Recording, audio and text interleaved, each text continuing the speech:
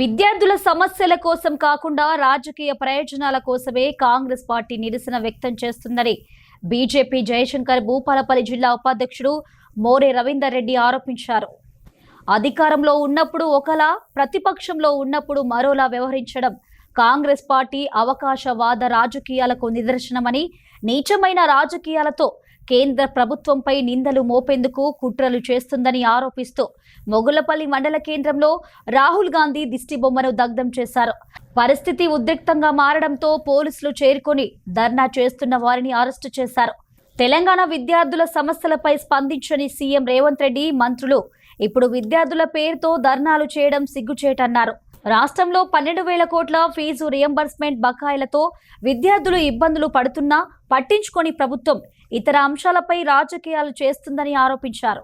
మొగుళ్లపల్లి మండల కేంద్రం లోపల రాహుల్ గాంధీ యొక్క దిష్టిబొమ్మ దహనం చేయడం జరిగింది. బీజేపీ ఆధ్వర్యం లోపల విద్యార్థుల పేరుతోని కాంగ్రెస్ డ్రామాలు ఆడుతూ ఉందని చెప్పి భారతీయ జనతా పార్టీ మొగుళ్లపల్లి మండల శాఖ తరఫున మేము డిమాండ్ చేస్తూ ఉన్నాం.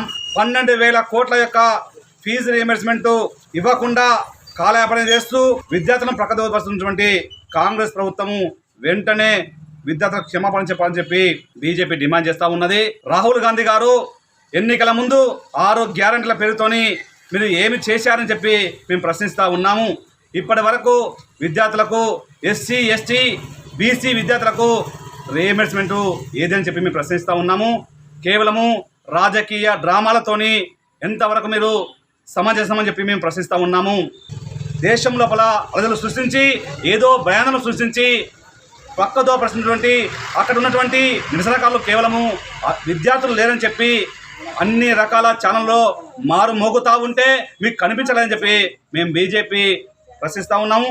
వెంటనే మీరు క్షమాపణ చెప్పి మోడీ యొక్క ప్రభుత్వము ప్రపంచం లోపల దేశం మెచ్చినటువంటి నేత మోడీ గారి యొక్క నాయకత్వం ప్రపంచ దేశాలు మొత్తం కూడా ప్రశ్నిస్తూ ఉంటే మీకు కనిపించదని చెప్పి మేము బీజేపీ ఆధ్వర్యంలో మేము కాంగ్రెస్ ప్రభుత్వాన్ని డిమాండ్ చేస్తూ ఉన్నాం.